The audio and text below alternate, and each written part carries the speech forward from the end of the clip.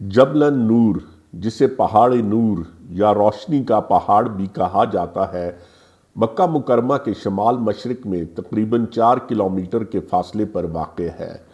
یہ وہ مقام ہے جہاں حضرت محمد صلی اللہ علیہ وآلہ وسلم پر پہلی وحی نازل ہوئی۔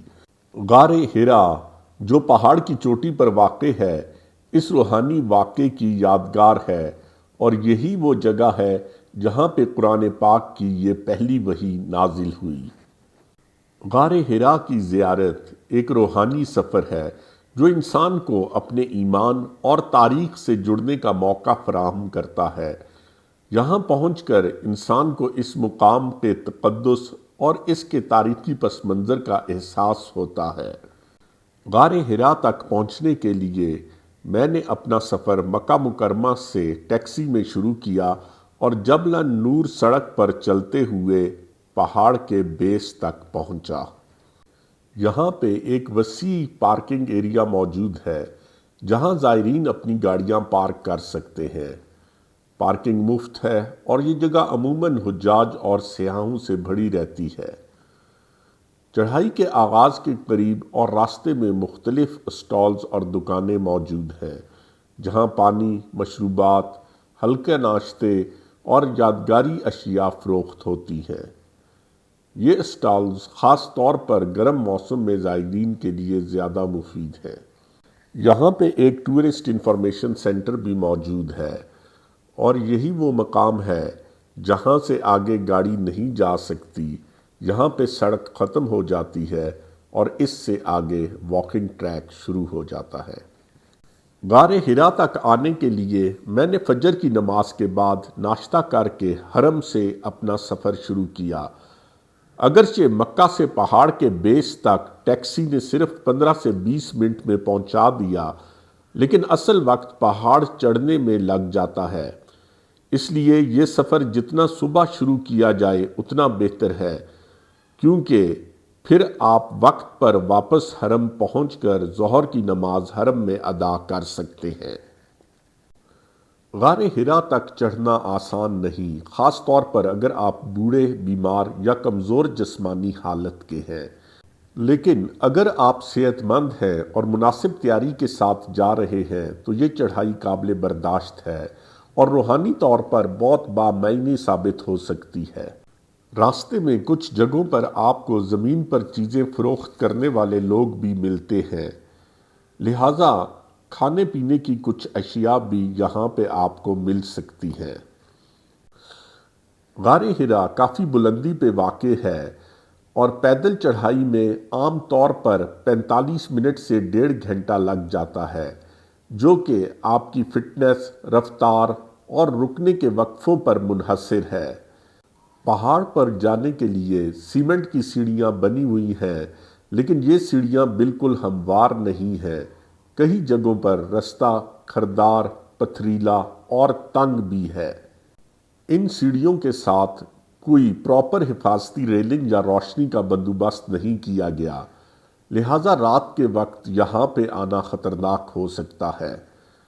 غار کے قریب پہنچ کر راستہ مزید اسٹیپ اور تھکا دینے والا ہو جاتا ہے۔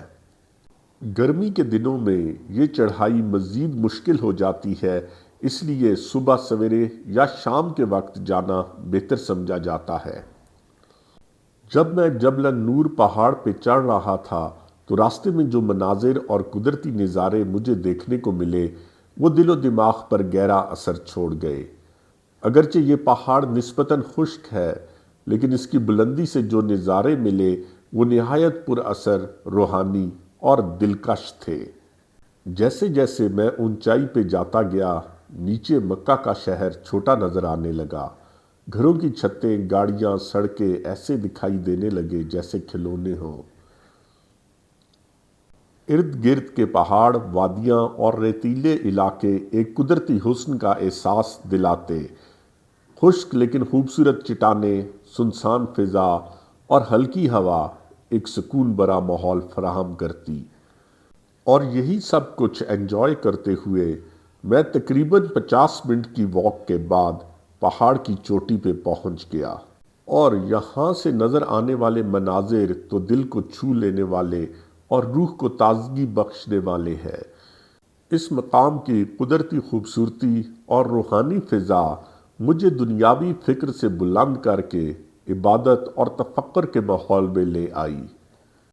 اور اب ہم سب لوگ غار حرا کے بالکل قریب پہنچ چکے ہیں، اور اس جگہ پہ کئی چھوٹی چھوٹی سی دکانیں بھی موجود ہیں جہاں ضرورت کی کئی اشیاء ملتی ہے۔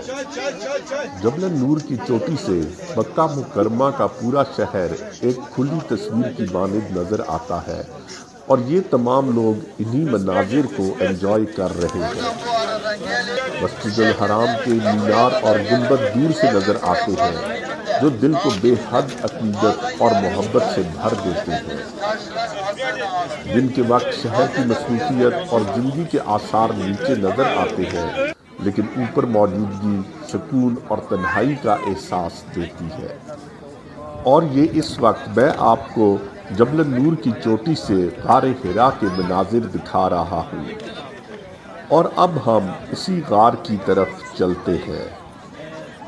اگرچہ غار حرا جبل نور کی اس چوٹی کے بالکل قریب واقع ہے، لیکن لوگوں کی بھیڑ کی وجہ سے مجھے بہت وقت لگ گیا۔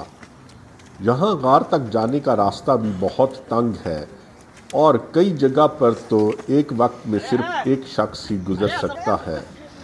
یہ آخری چند قدم مشکل ضرور ہوتے ہیں، لیکن جیسے ہی آپ غار کے قریب پہنچتے ہیں، ساری تھکن، پسینہ اور مشقت ایک نعمت میں بدل جاتی ہے۔ جیسے ہی آپ غار حرا کے قریب پہنچتے ہیں، آپ کو ایک خاص خاموشی محسوس ہوتی ہے۔ یہ خاموشی صرف ماحول کی نہیں بلکہ دل کی ہوتی ہے۔ اس وقت میں غار حرا تک پہنچا تو اس لمحے کی روحانی کیفیت کو میں الفاظ میں بیان نہیں کر سکتا۔ یہ ایک ایسا تجربہ ہے جو بیک وقت دل، روح اور آنکھوں کو نم کر دیتا ہے۔ غار کے اندر بیٹھ کر یوں محسوس ہوتا ہے جیسے وقت رک گیا ہو اور آپ ایک نورانی فضا میں بیٹھے ہو۔ یہاں نہ موبائل، نہ دنیاوی شور، نہ ہجوم، صرف آپ ہیں، چٹانیں ہیں، ہوا ہے اور اللہ کا قرب۔ یہاں بیٹھ کر یوں لگتا ہے جیسے آپ کے دل پر روشنی اتر رہی ہو، ایک خاموش پر نور روشنی۔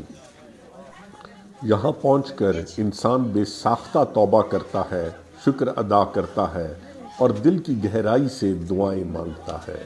غار کے اندر کا ماحول ٹھنڈا، سادہ اور خاموش ہوتا ہے۔